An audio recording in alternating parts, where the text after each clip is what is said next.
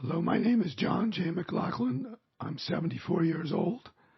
Today's date is June 25th, 2016, and I'm in Lewis, New York, in an interview with Douglas Turner.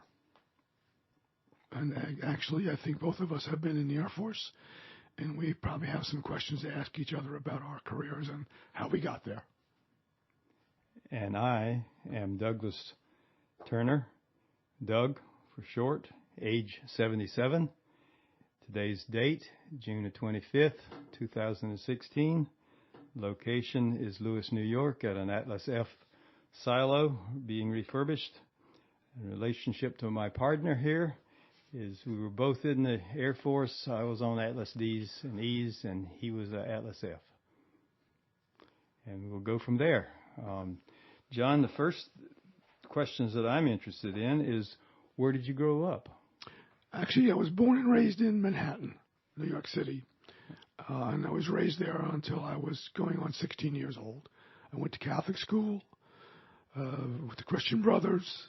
My mother and father, we lived in Washington Heights, and New York was a great place to grow up in the 40s and into the 50s, and I really always thought that it was the center of the universe.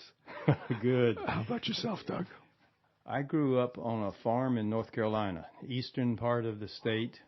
We primarily produced tobacco and truck crops, and that was my whole life until I finished high school. Wow, sounds like it might have been fun. It was fun. It was a good childhood and a good upbringing, but there was plenty of work. Yeah. And the days got rather warm and rather long sometimes. Well, New York City, there was a lot of work too. You know, I worked for the Delicatessen, which was right under my apartment building on Broadway, and I was cutting locks when I was 11. Okay. Wasn't like growing tobacco though. Going back to your childhood, was any specific thing that really stands out that you'd like to mention? Well, I think, just my Catholic education, Okay. I was an altar boy and a choir boy. And really, even living in Manhattan, it was really a local environment. So, it was a great place to grow up. Played in the streets and, just enjoyed our life.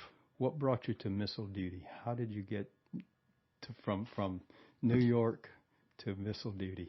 My parents moved to Philadelphia. My dad got a job in Philadelphia, so we moved to Pennsylvania when I was 15. My dad had drinking problems, and he lost his work, so I had to quit school and go to work. Ooh. And I did work quite a good long time in the roofing and siding business. And then I realized I needed an education. I tried to join the service, and everyone would take me but the Air Force, so I hounded them until they agreed to test me. And then when they tested me, I did very well in the test, so they helped me get GED. And that led me to the Air Force in 1960, December 1960. And then, of course, when I went to Lackland in basic training, they offered me a lot of different jobs, and I really wanted to be in the missile system. So that's basically how I ended up at Shepherd and into the Alice Missile Program. Okay. Why did you want to be in the missile system? Well, I really wanted to fly, actually, but, I didn't even have a high school diploma, and it would have been very difficult to become an officer, and you needed to be an officer then to be a pilot. So the missile system seemed very exciting. It certainly was exciting for me. I want to interject my own experience, given some similarities that I just picked up here. I wanted to fly as well, and I had met the requirements for an aviation cadet, and I was expecting to be a navigator. And my perception, a bit naive, was given the understanding that I'd passed all the requirements or met the entry requirements, then it was just a matter of time before selection for a class. Right. So I decided, well, I just will volunteer and get started, and then they'll pull me out into the navigator training. It turns out that the demand was much greater for the missile field. Yes. And it also turned out that I'm sure that deduct later on that the pool of candidates was much greater for aviation cadets than it was for missiles, and so I probably didn't come up high enough to ever get to a class. So that's how I got into the missile field, and it turned out it was a good thing for me. As it was for me. I mean, I don't think I never realized I really was smart until they told me I was. So I think I ended up in the the Missile Systems Analyst School in Shepherd. It surprised me. I really loved it. It was very interesting. And so you were a BMAT? I was a ballistic missile analyst tech, yes. What does that mean? Very good. Well, it's really, we were trained to be on combat launch crews to man the Atlas missile program. And it was very, very strenuous work. Sure. Very time-consuming. And I was really what you would call the third man on the crew. So there was a missile combat crew commander, deputy commander, and then a ballistic missile analyst tech. We were the principal members of the launch crew. Right. And in my situation, I was a missile maintenance technician, and the BMAT was frequently a team leader. Yes. In our case, I was on a Apache checkout team, and the BMAT there had a broad view of the system as well as the missile maintenance technicians, and we were primary in a lot of the problem solving and probably evaluations of many of the problems. Well, you're absolutely correct, because I put the entire technical or file system together for the Site 10, which I worked in Salina, Kansas, Schilling Air Force Base. And we did make almost all the calls to the main base for technical assistance, right. And we had to be very accurate as to what we wanted and what we thought was the problem. Right. So you guys gave us a lot of help. Anything special about your technical training that you'd like to mention? You've mentioned that you were at Shepherd, same place that I took my training. And what was the time period when you went through your training? I started training very early in 1961. 61, okay. And I think I was in Shepherd for almost 9+ months. I think we were probably both there at the same time. Yeah, probably we were. What was anything special during that training period that you'd point out? Well, what was special for me is I was married when I went in, and my wife was pregnant when I joined the Air Force. Oh. So when I went to Shepherd Air Force Base, probably about 8 months afterwards, my wife joined me with a little girl. So I actually worked the C shift, which was from 6 at night to midnight. That was our school system. That's when you went to school? Yes. Part of mine was at the same time. The first part of my training was during the day, but then at about midpoint, we switched different facilities. It was actually a new brick building. Probably you remember it. No windows. Yep. Air conditioned. The first place that had air conditioning. Yes. And for the Mariner, I was at 6 to midnight as well. Well, it really was a good shift because it allowed me to work off the base during the day, which I did, because really the Air Force didn't pay you a lot in those days, and I needed to, make enough money to feed my daughter, principally. Sure. So following the training at Shepherd, then did you go PCS to Atlas F? I did, actually, to Schilling Air Force Base in Salina, Kansas, yes. And that was in late 1961. Okay. And actually, I ended up with Major Hulst, who was a adjutant to the civilians building the site. So I was his assistant, and we did a lot of work organizing the new technical files while they completed the Site 10. Were you career or just one term? One term. One term. Mm-hmm. Same for me. Yeah. How did this help you in your future careers?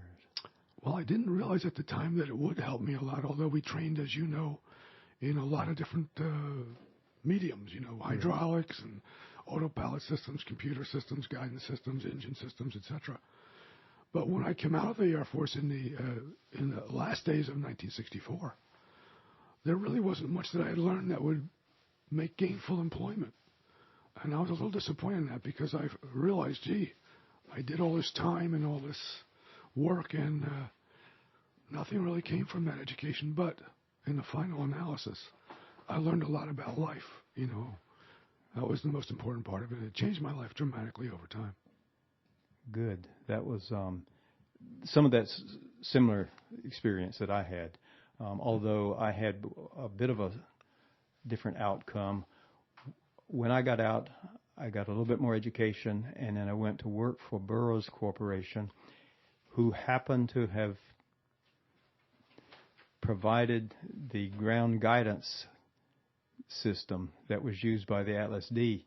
And my first assignment for Burroughs was working with the guidance equations. Yeah, and well, see, I could have also gone to work with General Dynamics in California, but after 4 years away from home, and now I had 3 children. Oh, okay. My wife wanted to go home, so we went back to Pennsylvania at that point in time. But yeah, I mean, you were very fortunate with Burroughs. I certainly was, and it was even a bit of surprise. I expected a more similar situation to your experience, where it wouldn't have necessarily a direct application, a great application for life experiences, but not necessarily something specific that I could build on. So I was delighted and certainly appreciative of that outcome. I think, for me, working with the 2 officers, Major Hulst and Lieutenant Shoup, their lives were so dramatically different than mine. Right. And they really cast a shadow over my whole life, I think. They were terrific to me. I learned a lot, and I gained a lot of respect for myself. You mentioned the military changed your life. How so? Well, I think most importantly, it changed it in the way I saw how other people lived. And it moved me in very positive directions. I left the Air Force very confident in my abilities, and I had a lot of reinforcement from my team leaders, and that really changed a lot about my life. Let's go further into your career after the Air Force. Now, you wanted to go back home with your wife and now 3 children and settle in, it sounds like. Tell me a little bit more about how you settled in and what was the events following your return home? Well, I was a carpenter before I went in, and I realized that I needed to feed my children, so I became a carpenter when I came back out. Okay. And then over time, I ended up working as a salesman for a major car dealership. Okay. And that led me into leaving in 1975 and opening my own dealership. So in 1975, I became an AMC Jeep dealer. Which dealer? AMC. AMC? Okay. In Langhorne, Pennsylvania. And, of course, that led me into the consulting business, and it's just been really good to me since. Made a lot of difference in my life. It sounds like you were very successful. I have been very successful in my own world, for sure. That's great. Yeah. That's great. Pick out something really specific that across your life so far that you would like to share with me. Well, I think the most important thing to me is I think I grew up at a very good time in America, when there was a lot of opportunity for people educated and not so well educated. And I think that opportunities were abounding all over the place, and it was a great time in America, and I think a lot of people in my age group did very well. And so I think that was probably the most important part of all of it. And, of course, the family. What do you think were the circumstances that allowed it to be a good time for opportunity? I think that there was a lot of manufacturing in the United States at that time. Most men were employed very well. You could move up the ladder in almost any company. And the man was the primary caregiver of the family or wage earner. And the families were very intact in those days. And I think that those were the things that really reinforced my life and made me the man I am today. How about yourself? Very similar in a lot of ways. You mentioned the exposure to the officers and their influence. I saw some of the same. One of the situations that stuck with me for a long time was the team leader was an individual, an NCO that I really respected. He was a BMAT by training, and he had prior experience in electronics, And when it was time to work with him on analyzing and solving a problem, he had a broad scope of knowledge, but he also had a personality style that just derived respect. And so he led not by edict, but largely by example and by being out front and by demonstrating his skills. He's now in his 80s, and my roommate and I, roommate from that period, actually 3 years ago went over to visit with him and his wife for a lengthy afternoon. It was a very good experience. We always had a lot of respect for him. And I think that kind of a relationship has influence throughout one's life. And so that's one influence I derived from the Air Force. It also provided a base of understanding of certain technical things and an appreciation for technology, and that influenced my experiences later and how I responded to opportunities. The opportunity with Burroughs Corporation,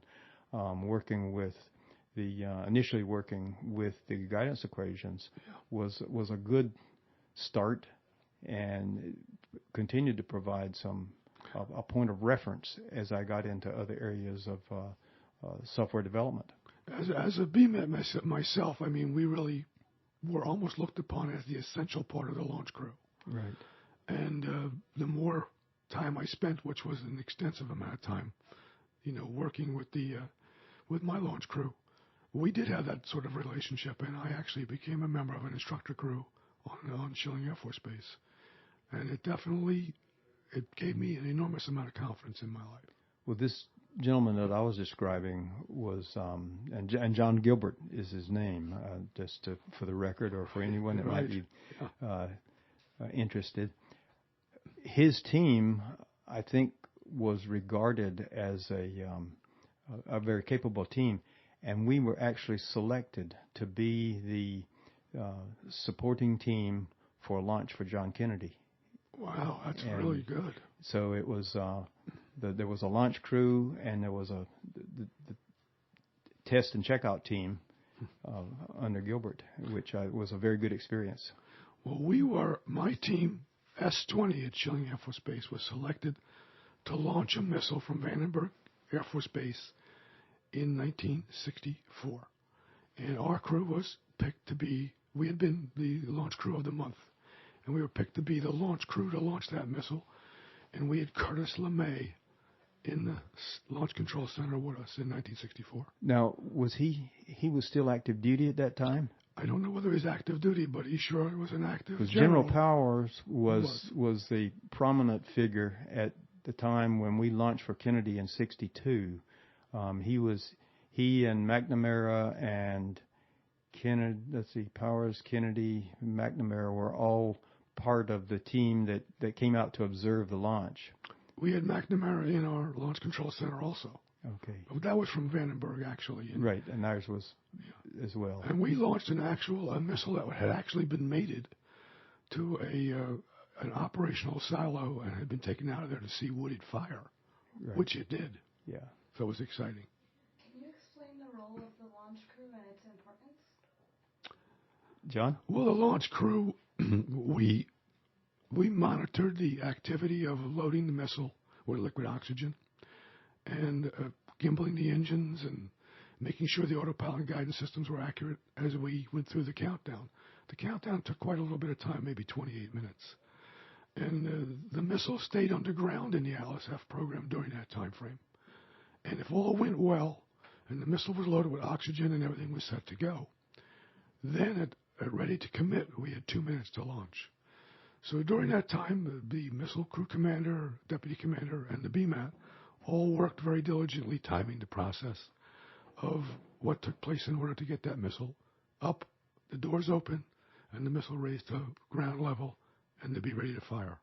So you mentioned that you had the three folks involved with the launch. Were there others that were supporting members of the crew as well that were available to help if necessary? There were, but most of them weren't trained as extensively as we were. We did have an electrical power production tech because we had two 5,000 kW diesel generator systems. And in order to operate the missile lift system and get this missile up to ground level, we had to bring both engines online and mate them up so that they were integrated perfectly timing-wise, and that had to be done during the launch. So it was important to have other help there, definitely. Okay, I didn't know that you had to actually coordinate the two diesels. They had to be put into what they call sync. Right. Which the electrical power production tech did do that during the early part of the countdown. Were there other technicians doing certain things as well? We had a missile facilities tech, but he didn't have any part in the launch. Okay. So it was essentially, as you described earlier, as a three-man launch activity. Principally, it was a three-man launch activity. Actually, I, as a beamman, had to report to the commander when certain valves opened, certain valves closed, what the timing system was, what activities were taking place in the logic units, and to keep the countdown, because the countdown monitored all the systems on the launch control console. And only when the launch control console was green, ready to commit, could you commit the missile to fire. And at commit point, the missile was yet to be raised? The process during the commit cycle was the silo doors opened, and the missile system was lifted to ground level for firing. It was only a 2-minute process. Okay, so even the silo doors weren't opened until you got to the commit phase. That's correct. And once you hit commit and the keys were turned, you could not stop the process at that point. Okay. The missile would be fired, assuming it was fireable. So you had selected targets and gone through all those steps before the doors were opened? We had A and B target boards, and based on the messages that we received, one of those target boards would pick a target during that countdown process. Okay. Ours was a little bit different. We had we had a much larger crew, but essentially there was the three principal players even there. Yeah. But the crew was much larger, and there was ground guidance was involved. Right. And we were on inertial guidance. Right. Mm-hmm. Okay. So did you?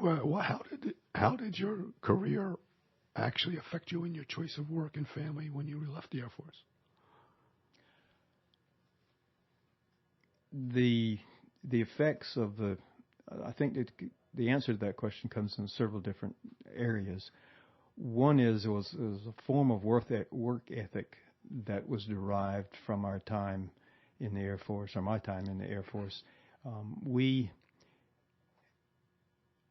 One little anecdote might explain part of it. At some point in time, there was a discussion going on between a member of SAC and some other organization, some of the part of the Air Force, individual from some other part of the Air Force, and the question was concerning alert duty, and when did you go on alert, and how long? And the response from the SAC individual was, "We don't know any other way. We are on alert 24 hours a day, 7 days a week. We never are less than alert." Yes, that's exactly the same for us. I mean, we were on alert status all the time, and we wore white uniforms, which were the only ones I think the Air Force ever issued. And I did 24-hour tours of duty, which usually ended up about 33 or 4 hours. Right. And we took over our silo at 12 noon on one day, and we would be relieved at 12 noon the following day. So our work ethic was just constant. It never really stopped. That influenced me. It also established a certain level of expectation that a task was pursued until you got there, till it was done. There wasn't much other choice. And that's true, I think, for us, too. And again, I don't think you realized it at the time. You realized it later on in life that you had become very, very diligent in completing what you started. That was carried over into my civilian career. We took on assignments to develop some feature or some product, and that had a schedule that you or someone else had estimated, and achieving those estimates was paramount. And often we really had to work hard and extra to achieve those goals, both the feature capabilities, reliability, as well as the time schedule. And how long were you with your company, with Burroughs? I started with Burroughs and was with them a couple of years, went with Sperry, or what became Sperry. Ultimately, Burroughs and Sperry merged, and I was fortunate enough that when the merger took place, part of the process was to go back and find employees that were common to either of the companies and provide them with service recognition and benefits that began with whichever of the two companies the individual started with. Now, did you have a college education? I got an associate degree after I got out of the Air Force. I had started on a 4-year degree, and then after 4 years in the Air Force, my concern was I better get at least a little bit better basis quick as I can. So I didn't go back to finish the 4-year degree. I quickly got an associate, and then started and was accepted to return to my 4-year degree pursuit. And there were some job offers, and I began to look at the job offers and decided maybe I'll hold off on the pursuit of the 4-year degree, and never got back. I think that really answers the earlier question about, why was it such a good time in America? Because most major companies promoted from within during that time. Right. And even when you didn't have a college degree, moving up was really based on merit.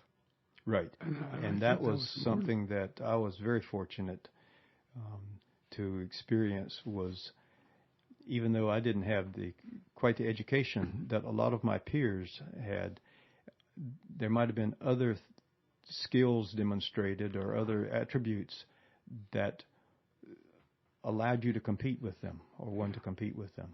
Actually, in my life in the 1990s, I decided to go to college. I had been successful in several different businesses, and I thought I just missed it. And I did go to college in the 90s and get a degree.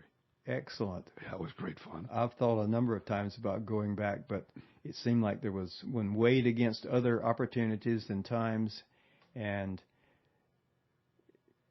it would just get deferred. And so I never got back. Often I would have to find, in some of the work that I was involved with, I'd have to go find a textbook and start digging through it to get the specific stuff I needed to understand immediately at this time. So it was recognized as very important. It would have been much better to have a full basis supporting me along the way. But again, I was fortunate to be able to take that approach, and also fortunate that, especially if I was recruiting folks, I find people with much more education than I had, who was a lot smarter than me, and let them teach me. Well, that was a good solution, too. I think my 4-year degree didn't help me. I did it in 2.5 years. What did each of you study? John? I took a liberal arts education because I was always interested in English and history, and it was really good for me. I did a lot of writing in college, which I really enjoyed doing. I had a great deal of fun because I was in my middle to late 40s, and I was teaching kids and helping kids in my house at home. My wife had a ball doing it, and it was just a joy. So, in all honesty, I don't think it really added to my position in the world, but it made me feel good about doing something that I had never done. Good. I began pursuing an electrical engineering degree, and then that was interrupted, as I mentioned earlier. And when I came back, I pursued a computer science. It was as an associate degree. You were always in a very technical field. Right. Whereas I was really more in a business field. And part of what as time passed, what I realized is some of the history and geography and various arts, studies in arts, I had bypassed very deliberately, and it left a gap a lot of times. Yeah. And on some situations, I'd have to go refer to some reference. Well, what happened in history at that point in time, or what was going on that made this important or not important? Now, was your family very supportive of you all along? Oh, yeah. And do you have children? I have 2 sons. And grandchildren? Yes, 3 grandchildren. Wow. From one son and no children or grandchildren from the other. Well, I've 10 grandchildren and 3.5 great-grandchildren. 3.5. Okay, so you got something to look forward to soon. It's a great joy in your life. Oh, yes. There's no doubt about it. My son, younger son, with the 3 children, just returned from his 5th deployment. Wow. And is taking a new assignment in Colorado Springs. Wow. So he is in the Air Force? No, he went Army. Army? How about that? He went Army. He was. He actually attended Virginia Military Institute. Wow. So you must be very proud of him. Oh yes, very definitely. Yeah, I have a grandson. I have 2 grandsons that were in the Navy. One still is in the Navy, actually. Okay. He had gone through a lot of different training, and he's on a destroyer now. All over the place, I guess. My son began after he completed school, after he was commissioned. He started with the 82nd Airborne and spent quite a bit of time there. Wow. And then he was with the opening curtain in Iraq.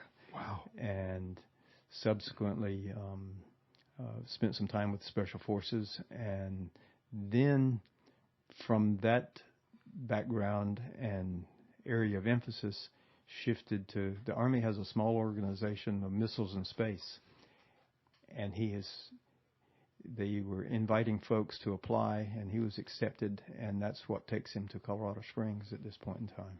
Now, are you fully retired at this point in time? Yes. You are. Yes. Have you been for some time? I retired in 2001 at the end of the year in 2001. Yeah, I've been retired. Actually, I retired from different businesses probably 3 or 4 times. My wife said she doesn't know I'm retired because I'm always working. Well, I'm still thinking about practicing being retired. I haven't quite got to that stage yet. Well, you have to work at it. Yes. Yes. Yeah. What's it like having children and grandchildren who are in the same field as you?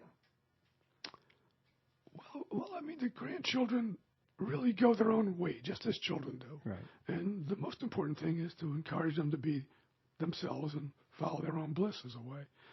So it's really, as a grandparent, even as a parent, you really wait to see what the children ask of you and what they expect of you. Right. And in a lot of ways, I think that's the only way to be a good parent and grandparent, is to help them when they ask for something or they need something, or support their direction. Absolutely, whatever. Yes. And for me, that's what I've tried to do. In my case with the younger son, because he went military, especially early on, there was a common topic or common topics for discussion. Mm-hmm. As he progressed and got into areas where there was no discussion, then that kind of a dialogue just tapered off. We weren't in a position to chat very much about, well, what are you doing today, or what kind of equipment are you using? And so we've had to find other forms of conversation. We lost this vicarious experience that I was having by asking him about his everyday activities. Well, things have changed so much over the years that, our world and our memories are very personal, and they really have made us who we are in a lot of different ways. And it's really their turn now to find those things for themselves, You bet. So I think you have to let them grow on their own and be watchful if you see something going amiss. Anything else, John, that you would like to bring out in our conversation? Like I've said earlier, my life has been very, very fortunate, serendipitous in a lot of ways. It wasn't as if I planned any of it. It just sort of doors open, and I found myself walking through them. But I do think that growing up in Manhattan, living in the United States in our time, has just been fabulous. And I hope it has been for everybody, but for me it has been. So. Yeah, and my experience growing up on the farm was quite an influence as well. And we saw just the use of resources and budget management. I saw my parents rather very carefully choosing between what's important and how to spend the resources that they had. and there were 6 children in the family, and my dad passed away in his 60s, and Mom went on to see the rest of the children all attend college. Boy, you were very lucky. I'm of Irish descent, and we have loads and loads of Irish relatives in Ireland. We've gone over back and forth quite a lot. And over the years, they were all farmers, all very, very small farms. And watching what's happened in their life was almost like looking back at America 50 years prior. Sure. Because before the EU, they were very hard-pressed to make a living. And then they just sort of all want to be American or be like America. And watching that change take place over time. But they really had to pay attention as farmers to be able to survive. Yes, paying attention to the resources available and how you invested what you've got was extremely important, as I observed growing up. Yeah, it wasn't my life too, to be honest with you. It was not easy in the service because we didn't make any money back in my time. I remember. I still have my W-2 from 1963. I think with a family, I made $2,100 some dollars. Wow. So now it's certainly been a pleasure chatting with you, John. As it has been with you, Doug, and I hope that everything continues along a very positive trail for you. It's certainly been very positive. I've been very, very fortunate, and sounds like you have as well. I feel very lucky. My children are healthy. My grandchildren are healthy. That's what we worry about most now. Absolutely. And, I have a home in the Florida Keys. I'm a fisherman. I'm down in Almirada, so we fish about half the year. And then we live in New Hope, Pennsylvania for the rest, so it doesn't get much better. Great conversation. Great talking with you, Doug.